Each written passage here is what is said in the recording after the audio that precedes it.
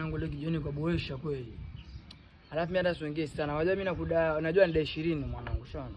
Kwa hivyo na kwanza na 10. Hiyo shilingi nyingine nitakulipa siku nyingine. Ile 20. Ile 20 chukua 10. Shamalizana bado 10. Mr. K. Wasemaje Sule? Ilikuwa wanadai 20.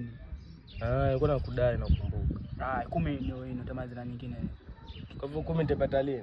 10. Nikipata nitakupa tu. Mimi mwenyewe nadai hiyo hapa na ganji. Nadai 20. Hamna shida, mimi nitakupa tu sio wewe. Ganji. Ile 20 bana na kuanza na 10. 10 utatamalizana. Asa haina shida bana Sule. Hatuna deni, mimi tushamalizana. 10. Tushamalizana kabisa. Shilingi yangu kwa hivyo ni dai.